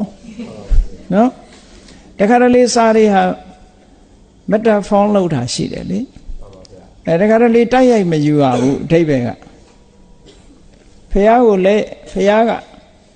အဖကိုလက်ရပခုံးမော်ထားအမိကိုလက်ဝဲပခုံးမော်တင်ထားအသက်တရားရှိတဲ့သားသမီးဟာအသက်တရားလုံးလှုပ်ကြွေးတောင်မကုန်ဘူးဆိုတာဘာလုံးမှမလုပ်ဘဲနဲ့အမေဖေကိုပြုစုတောင်မှပဲမိဘကျေးဇူးဟာမကုန်ပါဘူးလို့ပြောတဲ့သဘောမျိုးပေါ့နော်နောက်တစ်ခုကဘာတော့ဆိုရင် ကဘာမြေပြင်တစ်ခုလုံးကိုအစိုးရတယ်ယရနာတွေအားလုံးကိုပိုင်ဆိုင်တဲ့ကဘာမြေပြင်ကြီးတစ်ခုလုံးကိုအစိုးရတဲ့အရှင်သခင်ဘုရင်အဖြစ်မိဘကိုတင်မြှောက်ပြီးတော့ကျေးဇူးဆက်တောင်းမှပဲမိဘရဲ့ကျေးဇူးကမကုန်နိုင်ဘူးလို့ဒီလိုပြောတယ်ဒါမကုန်နိုင်တဲ့နည်းတွေတချို့လည်းမိဘကျေးဇူးမကုန်တာကိုဘာနဲ့ပြောကြတော့ဆိုမြတ်စွာဘုရားတောင်မှတဲ့တာဝရိန္ဒာနတ်ပြည်တက်ပြီးတော့မေရောမိနန္ဒာကိုကျေးဇူးဆက်တဲ့အနေနဲ့အဘိဓမ္မာတရားဟောတယ်တဲ့အဲ့ဒါတောင်မှပဲနှုတ်တလုံးမိုးပဲခြေသေးတယ်လို့ဘယ်သူကပြောတဲ့စကားမှမသိဘူးစာပေရလာတဲ့စကားမဟုတ်ဘူးနော်တလုံးမိုးနှလုံးမိုးလို့ဘယ်လိုလုပ်ခွဲမှာတတ်မှတ်ထားရင်တော့ခွဲရတာပေါ့နော်ကိုကျေးဇူးဆက်တာကတလုံးမိုးပဲရှိသေးတယ်နောက်တလုံးမိုးဆိုတာတော့တလုံးကဘယ်လောက်တန်ကြီးရှိတာတော့ပေါ်မှာမူတည်ပြီးပြောအဲ့ဒါလို့မဟုတ်ပဲနဲ့တချို့မကြည်ဘူးဆိုတာရိုးရိုးမပြောဘဲနဲ့တလုံးမိုးပဲခြေသေးတယ်ဆိုတော့နောက်တလုံးမိုးကျန်နေသေးတယ်အတိတ်ပဲရနေတယ်ဒါတော့စာလာပေလာစကားမဟုတ်ပါဘူးတကယ်တော့မဟုတ်ဘူးအဲ့ဒီစကားကလေမြတ်စွာဘုရားကမိဘရဲ့ကျေးဇူးကိုဆက်ရင်ဘယ်လိုနည်းနဲ့ခြေတယ်လဲခုနကလိုလှုပ်ကြွေးပြုစုယုံနဲ့မခြေဘူးယာရုအာနာပေးယုံနဲ့မခြေဘူးမိဘကိုလောကီစည်းစိမ်တွေပြေဝပေးယုံနဲ့မခြေဘူးခြေနိုင်တဲ့နည်းရပါတော့လို့ဆိုလို့ရှိရင်ကိုချင်းသီလမပြည့်စုံသေးတဲ့မိဘကိုကိုချင်းသီလပြည့်စုံအောင်တရားတရားမရှိသေးတဲ့မိဘကိုတရားတရားရှိအောင်စွန့်ကြဲမှုမရှိပစ္စည်းဥစ္စာနဲ့ပတ်သက်ပြီးနှမျောတွန့်တိုးနေတဲ့မိဘကိုလှူဒန်းအောင်ပညာမရှိသေးတဲ့မိဘကိုပညာရှိလာအောင်အဲ့ဒီလိုဓမ္မဘက်ကကျေးဇူးဆိုင်ရင်ကြည်တယ်လို့မြတ်စွာဘုရားဟောထားတာဘယ်နိုးတလုံးဘိုးတွေပါလေဟုတ်မလဲနော်ဓမ္မနဲ့ကျေးဇူးဆက်မှကြည်မယ်လောကအာမိတလို့ခေါ်တဲ့ပစ္စည်းဥစ္စာနဲ့ကျေးဇူးဆက်လို့ရတော့မကုန်နိုင်ဘူးတဲ့ဒီလိုဆိုလို့တာအဲ့ဒါလို့မြတ်စွာဘုရားဟောထားတဲ့သုတ်တန်တွေရှိတယ်ပေါ့အေးအဲ့ဒါလို့ကျေးဇူးဆက်လို့ရှိရင်ကြည်တယ်တဲ့မိဘနဲ့သားသမီးနဲ့ပတ်သက်ပြီးတော့မြတ်စွာဘုရားကအပြန်အလှန်ဂျူတီတွေပေးထားတာရှိတယ်သင်္ဃာလဝရတုံမှာမြန်မာပြည်မှာတော့သိတဲ့ပုဂ္ဂိုလ်တွေများပါတယ်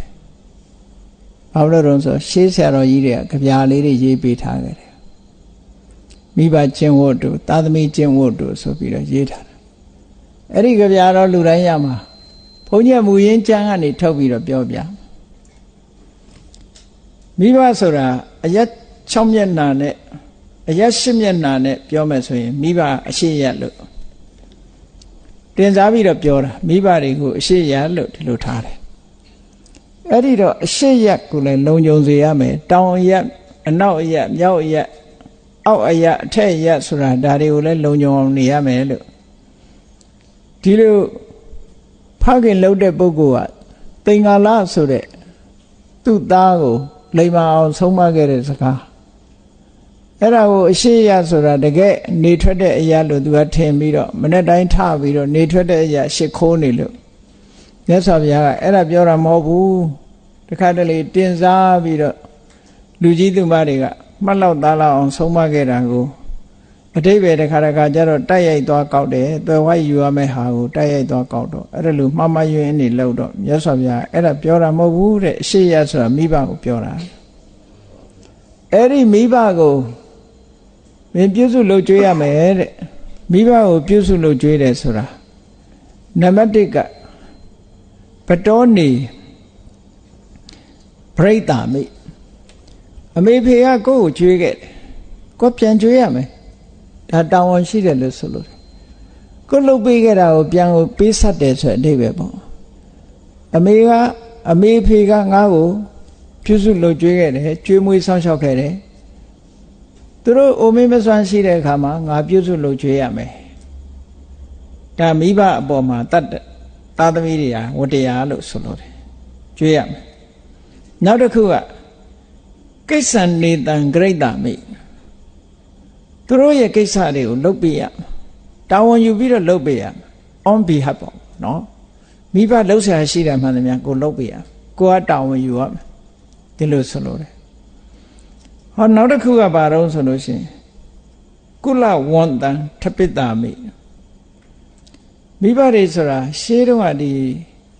ကိုယ့်ရဲ့မိသားစုဆိုတာအတိုင်းဝိုင်းလေးတစ်ခုပဲပေါ့မိဘဆိုတာအတိုင်းဝိုင်းလေးတစ်ခုကုလလို့ခေါ်တယ်အဲ့ဒီမျိုးရိုးဆိုတာဟိုရှေးတုန်းကတော့အမတမထိမ့်သိမ်းဆောက်ရှောက်တယ်ထိမ့်သိမ်းဆောက်ရှောက်လေးရှိကြတယ်မြန်မာပြည်မှာတော့အဲ့ဒါတိတ်ပြီးတော့အလေးမထားတဲ့သဘောရှိသွားတယ်ကိုရီးယားတို့ဂျပန်တို့တရုတ်တို့ကြီးလိုက်လေ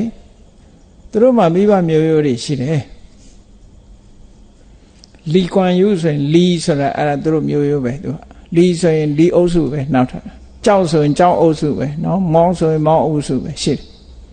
ကိုရီးယားတွေလည်းအတူတူပဲရှေ့ကအုပ်စုလေးတွေရှိတယ်အိန္ဒိယနိုင်ငံမှာဆိုလည်းဒီလိုစာနိမ့်ခေါ်တာပေါ့နော်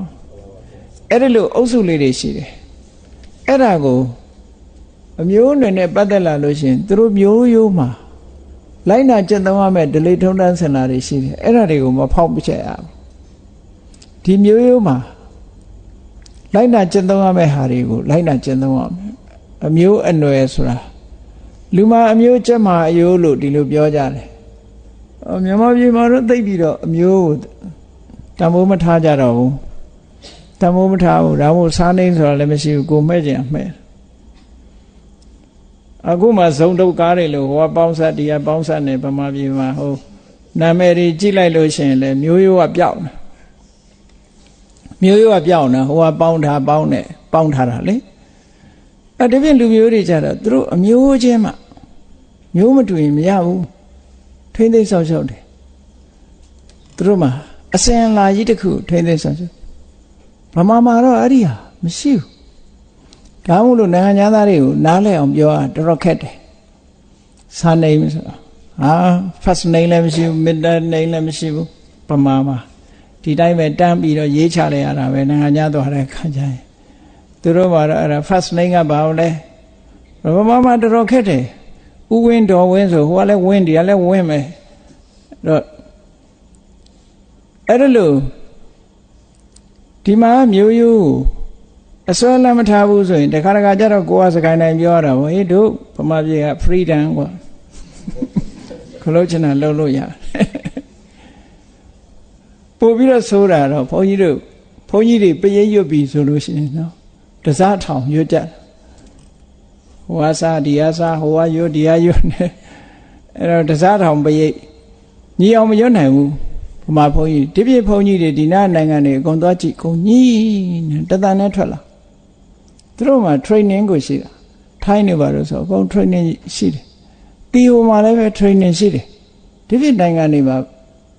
ပရိတ်ရွတ်တယ်ဆိုတညီတယ်ဗမာပြည်မှာညှိတယ်မရအောင်တစားထောင်နှစ်စားထောင်နဲ့အဲ့တော့ဘုန်းကြီးတော့မတတ်နိုင်ဘူးဟိုကမညီတော့လာခဲ့ရင်မခဲ့ရင်နဲ့တို့နိုင်ငံ free style လို့မင်းတို့နိုင်ငံလွတ်လပ်တယ်လို့မင်းတို့အကုန်လုံးမင်းတို့လိုလမ်းရိုးကြီးတိုင်းသွားတာမဟုတ်ဘူးလို့တို့နိုင်ငံအားလုံးဟာ free ပဲလို့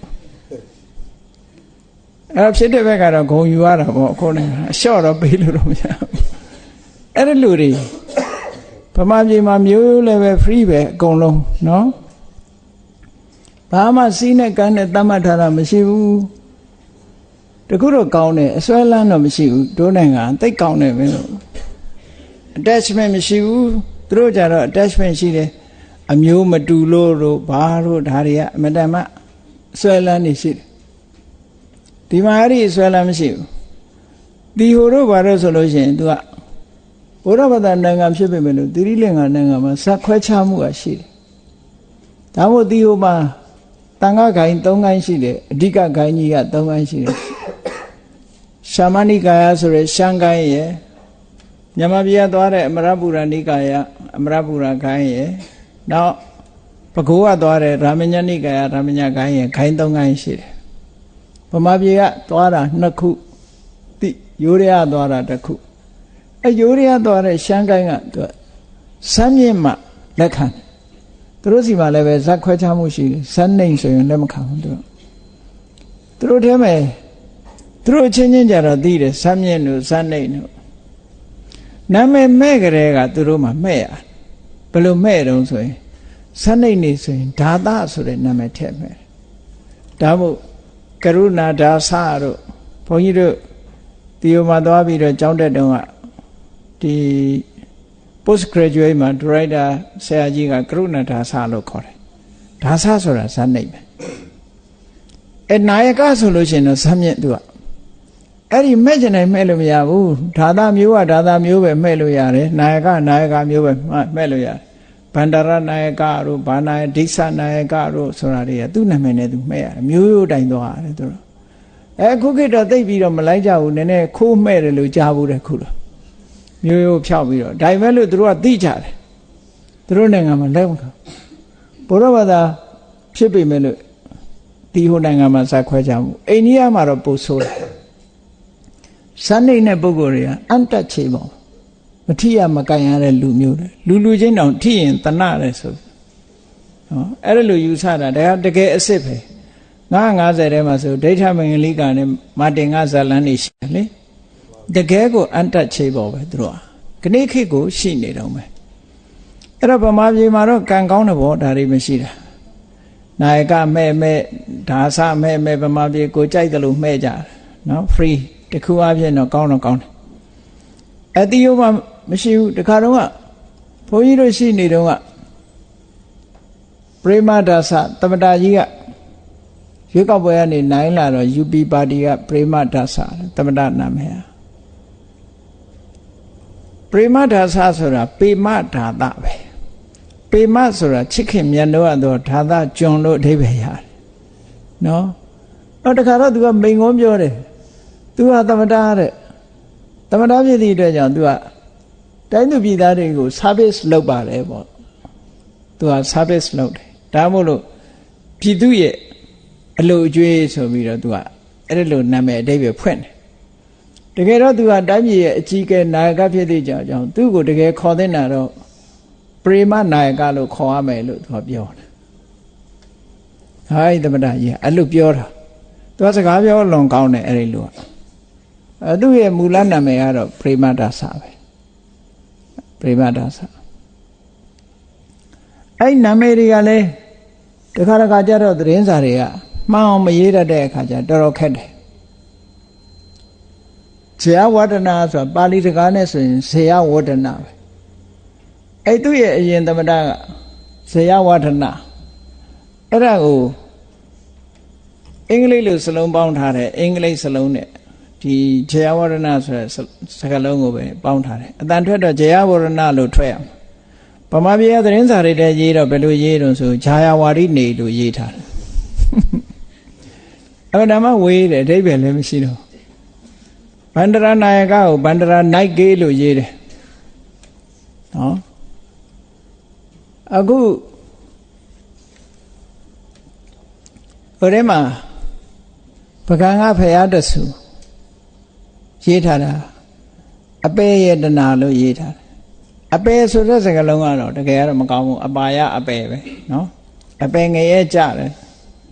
တကယ်တော့အမှန်ကတော့အဘယရတနာကိုတီဟိုတွေကဒီကနေ့ဖတ်တဲ့အခါအဘေရတနာလို့ဖတ်တယ်သူတို့အဘေရတနာဆိုတာအဘယရတနာပဲဘေးကင်းတဲ့ယရနာလို့ဒီလိုအဓိပ္ပာယ်ရအဲ့ဒီအဓိပ္ပာယ်နဲ့ရေးတာမှဲ့တဲ့စကားလုံးကိုအဓိပ္ပာယ်ပြက်ပြီးတော့အပေယတနာဖြစ်သွားတယ်လို့ပဲသူတို့စီမှာတီဟိုမှာသွားကြည့်လို့ရှိရင်ခဏထိဒီနာမည်တွေမှဲ့တော့မယ်အဘေရတနာလို့မှဲ့တယ်ဝိဇယကိုဝိချေလို့မှဲ့တယ်ခေါ်တယ်သူတို့က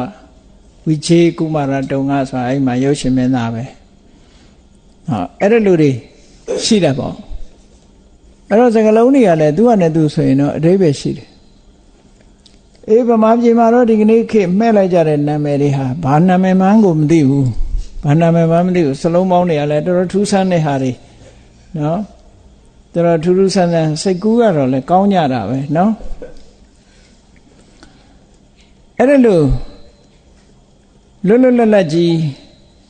နေပြီးတော့လွတ်လွတ်လပ်လပ်တွေးခေါ်ပြီးလွတ်လွတ်လပ်လပ်ပညာသင်ပြီးတော့ဆိုရင်တော့လည်းတစ်မျိုးတော့ကောင်းတာပေါ့နော်အဲ့တော့သို့တော်လည်းပဲ လူတွေမှာအခုမိဘတွေကကြည့်လေကုလဝန္တောကုလဝန္တန်ထပိတ္တာမိကိုမျိုးရိုးကိုထိမ့်သိမ်းရှောက်ရှောက်မယ်ဆိုတာတော့ရှိရမှာမရှိဘာမှကြံမှာမဟုတ်တော့ဘူးနော်ကိုယ့်ရဲ့မျိုးရိုးဆိုတာထိမ့်သိမ်းရှောက်ရှောက်တဲ့နေဒါကအစွဲလမ်းမဟုတ်ဘူးလောကီနဲ့လောကုတ္တရာမတူဘူးလောကီနဲ့လောကုတ္တရာမတူဘူးလောကုတ္တရာကြတော့ free ပဲလောကီကြတော့ထိမ့်သိမ်းရှောက်ရှောက်ရတယ်ဒါတွေကထိမ့်သိမ်းရှောက်ရှောက်အောင်မယ်အနုမို့ဆိုရင်ဗမာဆိုတာပျောက်သွားမှာပေါ့ထိမ့်သိမ်းရှောက်ရှောက်မှုမရှိရင်ပျောက်သွားမှာဒါကြောင့်မို့မိဘတွေကဒီသားသမီးကဒါတွေကိုထိမ့်သိမ်းရှောက်ရှောက်ရမယ်တဲ့ကိုမိဘရဲ့မျိုးရိုးထိမ့်သိမ်းရှောက်ရှောက်ဆိုတော့ဘိစပတ်ကြီးနဲ့ဟိုဝတ်မှာဒီလိုပြောတာမဟုတ်ပါဘူးအဝတ်အစားနဲ့ပတ်သက်ပြီးတော့ကတော့ဒါခေရည်စည်းကြောင်းလို့ပြောကြတယ်ပြောပေါ့ဘုန်းကြီးတို့ရွာမှာဆရာတော်ကြီးတစ်ပါးရှိတယ်ဘုန်းကြီးတို့ဇာတိရွာအကြောင်း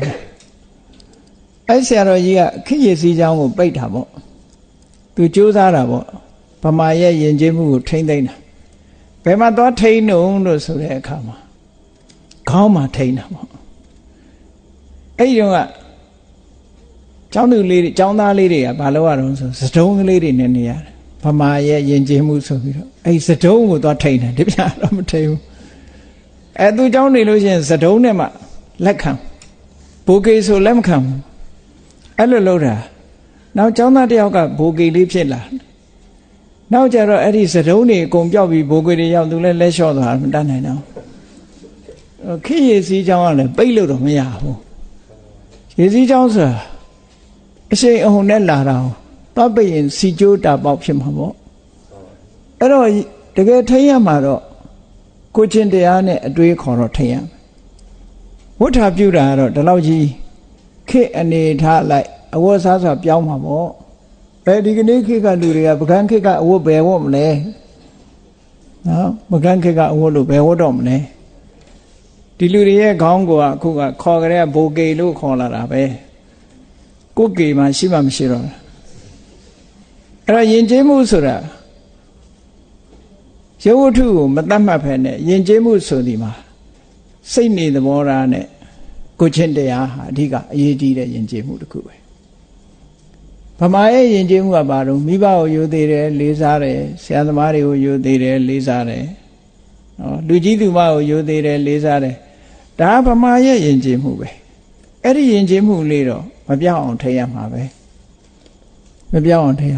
ကျန်တာတွေသွားထိန်တော့ရမယ်မထင်ဘူးနော်ကျန်တာတွေထိရင်တော့ထိတဲ့လူပဲရှုံးမှာပဲအဲ့ဒါတော့ခေါင်းကလည်းပြောင်းကျင်သလိုပြောင်းမှာပဲအဝတ်ကလည်းဝတ်ချင်သလိုဝတ်မှာခုကနေ့ဆိုလို့ရှိရင်ဘုန်းကြီးတို့တော့မကွဲတော့ဟာကိုရီးယားကဧည့်သည်တွေလားဘယ်ကဧည့်သည်တွေတုံးလို့မိန်းကလေးတွေဆိုလမ်းတွေ့ကိုရီးယားတွေလားဘာလားဒီလိုအောင်းမေးရတယ်ပေါ့ဟိုတီဟိုရောက်ခါစားတော့ကတီဟိုရောက်ခါစားတော့ကတီဟိုကလူတွေမေးတယ်ဘုန်းကြီးကိုပထမဆုံးအိန္ဒိယနေပြီးတော့တီဟိုဝင်တော့ immigration ကဘုန်းကြီးဆိုတော့ဦးစားပေးတဲ့အနေနဲ့ရှေ့ကိုလာပါလို့ခေါ်လိုက်ပြီးတော့အဲ့မှာ immigration ရာရှိကပြောတော့ are you Japanese ဘုန်းကြီးကိုဂျပန်လားလို့မေးတယ်အဲ့ကြမင်းဂျပန်နဲ့ဗမာမကွဲဘူးလားလို့ကိုယ်စိတ်ထဲမှာအောင်းမေးတယ်ပေါ့နောက်ကျတော့နေတဲ့အခါကိုယ်တိုင်မကွဲတာဖြစ်လာတယ်နောက်ပိုင်းကျတော့ဘာလို့လဲဆိုအဝတ်တွေကတူးလာ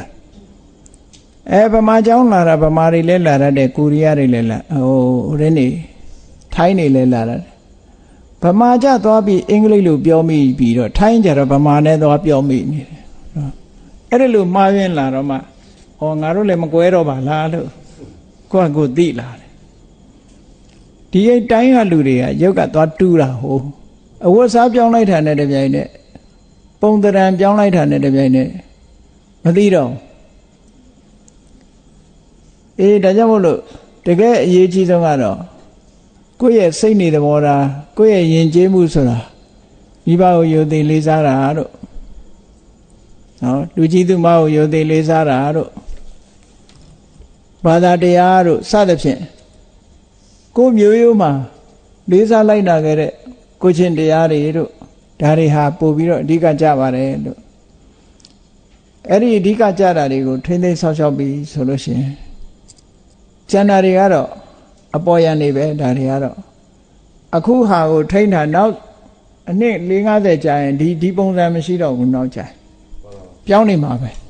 ကြည့်မင်းတို့မင်းခေတ်ကပုံစံမရှိတော့ဘူးလေအခုမင်းတို့မင်းခေတ်ကပုံစံမရှိတော့ဘူးအခုကဒါအခုဒီခေတ်ပုံစံပဲနောက်ဒီခေတ်ကလည်းရိုးတော်အောင်မှာပဲနောက်တစ်ခေတ်ကျတော့ဘယ်လိုအစမ်းနေထွန်းလာအောင်မသိဘူးဒီဇိုင်းဆရာတွေကလည်းနေ့စဉ်နဲ့အများစိတ်ကူးနေတာလေအဲ့တော့ဒီဇိုင်းသစ်တွေနဲ့လူသစ်တွေလာကြအောင်မှာပဲဒါတော့အဲ့တော့စိတ်ကအနေနဲ့ကထိမ့်သိမ်းဆောက်ရှောက်သွားကြရင်တော့ဒါဗမာလူမျိုးဆိုတာရှိအောင်မှာပေါ့နော်ဒါကြောင့်မလို့မိဘတွေကကုလဝန်တန်ထပိတ္တာမိသားသမီးတွေအနေနဲ့မိဘရဲ့မျိုးရိုးကိုတို့မျိုးနွယ်ကိုဆောက်ရှောက်မယ်လို့ဆိုရယ်စိတ်ထားတဲ့နဲ့တဲ့ဒါတစ်ခုနောက်တစ်ခုကဒါယိသံပฏิပိစိတ်တာမိဒါယိသဆိုတာမိဘတွေကပေးရမယ်လက်ဆင့်ကမ်းထားခဲ့မဲ့ပစ္စည်းကိုဒါယိသလို့ခေါ်တယ်အဲ့ဒီအမွေပစ္စည်းတွေဆိုတာမျိုးရိုးအစင်လာလဲအမွေပဲရွှေငွေရတနာပိုင်ဆိုင်မှုတွေဟာလည်းပဲအမွေပဲပေါ့သို့သောများသောအားဖြင့်လူတွေကရွှေငွေပိုက်ဆံပဲအသုံးဆောင်ပဲအမွေခံနေတယ်မိဘတွေလောက်ခဲ့တဲ့ကုသိုလ်တို့ဘာတို့ဒီလိုပဲကြတော့တိတ်ပြီးတော့အမွေမခံနိုင်ဘူးအဲ့ဒါလေမိဘတွေရဲ့ရည်ရွယ်ချက်နဲ့မကိုက်ဘူးပေါ့နော်အဲ့ဒါကြောင့်မို့လို့အမွေခံတယ်ဆိုတာမိဘတွေတချို့ကြတော့လေဗမာပြည်မှာမိဘတွေရဲ့အမွေခံပြီးတော့အားလုံးမိဘတွေရဲ့လူခဲ့တဲ့တန်းခဲ့တာတွေမပြောင်းမပြဲအောင်ထိမ့်သိမ်းဆောင်ရှောက်ကြတယ်ဒီလိုလုပ်ရမှာနောက်တစ်ခုကဘာလို့ဆိုရင်သားသမီးတွေကဒါမိဘရှိနေမိဘနဲ့ပတ်သက်ပြီးတော့ဒါသားသမီးတွေလှုပ်ပေးရမယ်တောင်းတစ်ခုနောက်တစ်ခုကတော့အမေဖေးဟာမျက်ကွယ်ပြုတ်သွားပြီဘဝတစ်ခုဆုံးသက်သွားပြီဆိုလို့ရှိရင်တော့အမြတ်တမ်းပေးဝေရမယ်တောင်းဟာနောက်ဆုံးတောင်းတစ်ခုပဲအဲ့ဒီတောင်းကလည်းမဖြစ်မနေထမ်းဆောင်ရမယ်တောင်းဘုရားဘာသာတွေဟာအခုလိုအမြတ်တမ်းပေးဝေတာတကယ်ပဲတစ်ဖက်သားကိုအကျိုးရှိစေသလားလို့ဆိုလို့ရှိရင်အကျိုးရှိနိုင်တဲ့နေရာရောက်နေရင်တော့အကျိုးရှိတယ်မှန်တယ်အကျိုးမရှိနိုင်တဲ့နေရာလည်းရှိသေးတယ်ရောက်တဲ့နေရာရှိတယ်မရောက်တဲ့နေရာရှိတယ်ပေါ့ကိုမိဘကမကျွတ်မလွတ်တဲ့ပြိတ္တာဘဝတို့ဘာလို့ရောက်နေလို့ဒီကအမြတ်တမ်းပေးဝေလိုက်ရင်တော့ချက်ချင်းအကျိုးရတယ်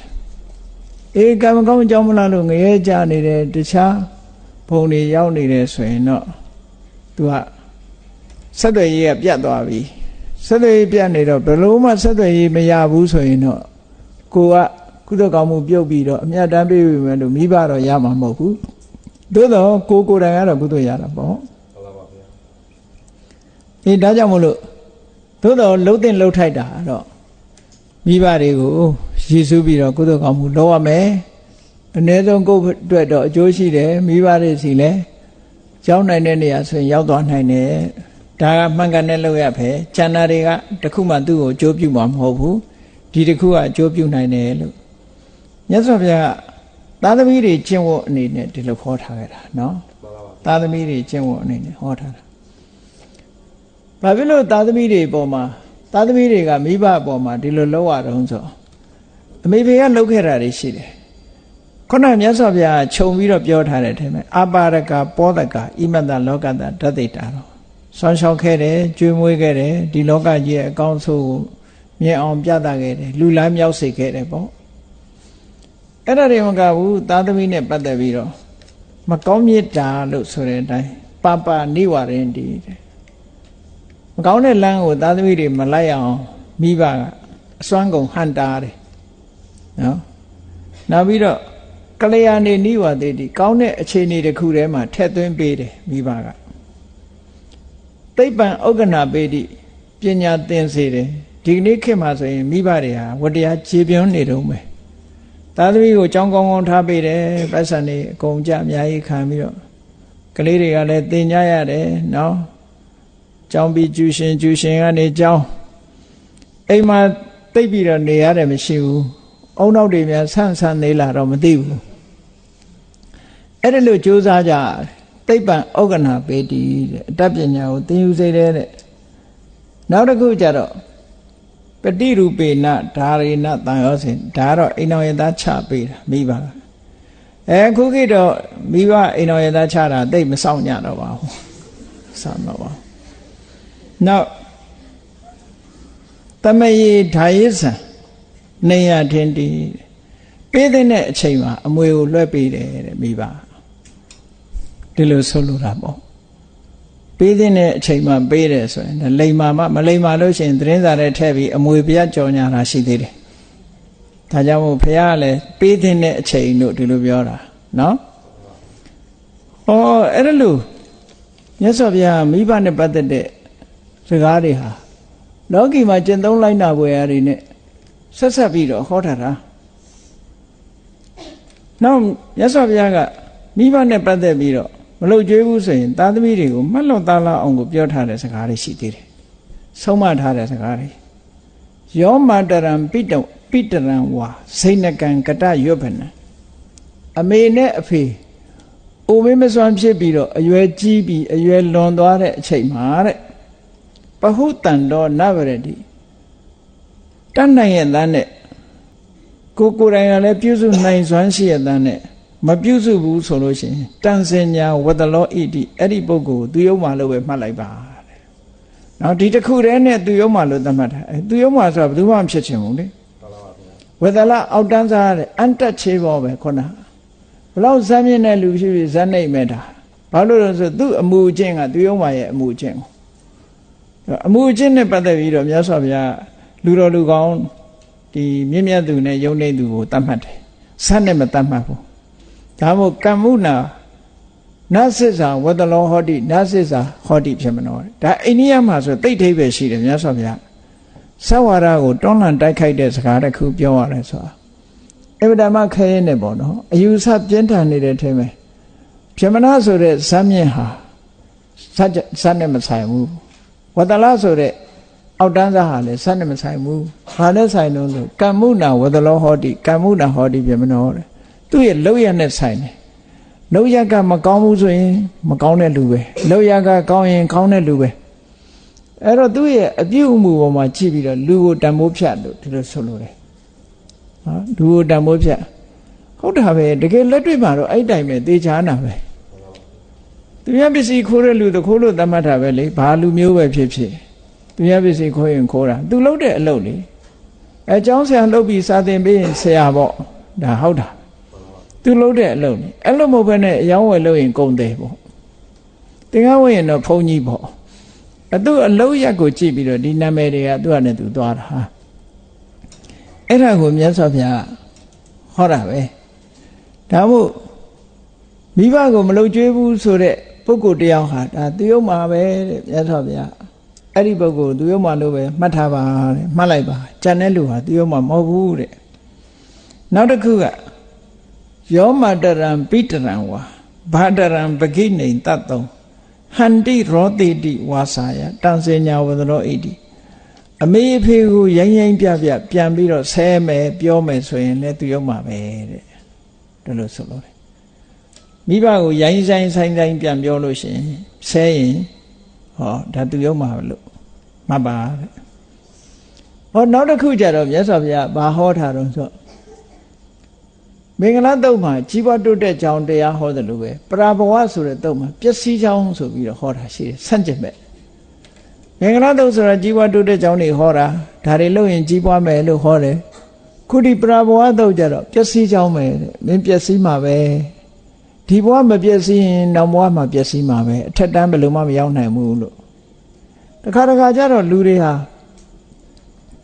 ဒီဘဝမှာကြံတဲ့အခြေအနေတွေကောင်းနေလို့အခြေအနေကောင်းတယ်လို့ထင်ရပေမဲ့လို့နောက်ဘဝကျတော့မျောလင်းချက်မရှိအောင်အောက်တန်းကျသွားတာတွေရှိတတ်တယ်ပေါ့ဘဝဆိုတာရှိနေတာကိုရှိနေတော့ကိုယ့်ရဲ့လုပ်ရက်တွေဟာဒီဘဝမှာတော့တခြား condition တွေကကောင်းနေသေးတဲ့အတွက်ကြောင့်အခြေအနေမပြောင်းလဲပေမဲ့လို့ condition တွေပြောင်းသွားတာနဲ့တပြိုင်နက်ကျွမ်းတို့မောက်ကုန်ဖြစ်ကုန်တာပဲတဲ့အဲ့ဒါကြောင့်မလို့ပရာဘဝတုံမှာတော့မြတ်စွာဘုရားဟောထားတယ်ယောမတရံပိတရံစိဏကံကတရွတ်ဗနာအမေအိုဖေအိုအရွယ်ရင့်လာတဲ့အခါမှာတဲ့ပဟုတန်တော်နဗရတိကိုစွမ်းနိုင်တဲ့အနေထားရှိရတဲ့နဲ့မ ကြွေးမွေးဘူးမဆောင်ရှောက်ဘူးဆိုလို့ရှိရင်တံပရဘဝတော်မူခံအဲ့ဒါဟာပျက်စီးခြင်းအကြောင်းပဲဒါဟုတ်တယ်ဗမာပြည်မှာအမေဖေကိုပြစ်ထားတဲ့လူတယောက်မိဘကိုပြစ်ထားတဲ့သားသမီးဟာသူ့သားသမီးကလည်းသူ့ကိုပြစ်ထားတာဒီဘွားတယ်မယ်ဝတ်လေတယ်ခဏခဏတွေ့ဘူးတဲ့အဲ့ဒါအမေဖေကိုယိုသေးတဲ့သားသမီးဟာသူ့ရဲ့သားသမီးကလည်းသူ့ကိုယိုသေးတယ်တော့သူကအမေဖေကိုပြစ်တဲ့အော်တယ်ဆိုရင်လည်းသူ့သားသမီးကသူ့ပြန်အော်တယ်သူ့ကိုချက်ချင်းပဲအဲ့ဒါနော်တုံ့ပြန်မှုကချက်ချင်းလာတာနောက်ဘဝမဆိုင်ဘူးဒီဘဝမှာပဲလာတယ်အဲ့ဒါပျက်စီးဆုံးရှုံးခြင်းရဲ့အကြောင်းပဲလို့မြတ်စွာဘုရားဗြဟ္မဝါသုံးမှာဒီလိုဟောထားတယ်အခုပြောရတဲ့အချက်လက်တွေဟာမြတ်စွာဘုရားကိုယ်တိုင်မိဘနဲ့စပ်ပြီးတော့ဆုံးမဩဝါဒပေးပြီးတော့ဟောကြားခဲ့တဲ့တရားဒေသနာတွေကထုတ်နှုတ်ပြီးတော့ဟောကြားတာဖြစ်ပါတယ်မိဘခြေဆုတရားနဲ့မြတ်စွာဘုရားရဲ့အဆုံးအမစကားဆိုတာတကယ်စာပေကျမ်းဂန်ထဲမှာ950ဇတ်တွေထဲမှာလည်းပဲဒီအကြောင်းတွေဘုရားလောင်းတွေဟာမိဘတွေကိုဘယ်လိုပြုစုခဲ့တယ်ဆိုတဲ့ဇာလန်းတွေအများကြီးရှိတယ်ပေါ့ဒါသုတ္တံပါဠိတော်တွေမှာလာတဲ့မိဘနဲ့ပတ်သက်ပြီးတော့မြတ်စွာဘုရားဟောကြားထားတဲ့တရားဓမ္မတွေဖြစ်ပါတယ်ဒါကြောင့်မို့တရားချစ်ခင်သူတော်စင်ပြိဿပေါင်းတို့တို့လူဘဝရောက်လာတာဟာမိဘကိုအကြောင်းပြုပြီးတော့မိဘနဲ့ဆက်နွယ်ပြီးတော့နေတဲ့တို့လူဘဝရလာတာမိဘရဲ့ခြေဆုတွေဟာပထမဆုံးအလွန်ကြီးမားတဲ့ခြေဆုတွေရှိတယ်ဒီခြေဆုတွေဆက်ရတာဟာတို့အတွက်မှာအမတန်မှမြင့်မြတ်တယ်လို့စိတ်ထဲနှလုံးထဲမှာထားပြီးတော့မိဘခြေဆုအထူးသိမြင်တာသက်ရှိထင်ရှားမိဘများရှိတဲ့ပုဂ္ဂိုလ်တွေကမိဘကိုပြုစုလုပ်ကြွေးခြေဆုဆက်လို့တမလွန်ဘဝမိမိတို့ရဲ့မိဘတွေတမလွန်ဘဝပြောင်းသွားပြီဆိုလို့ရှိရင်လေ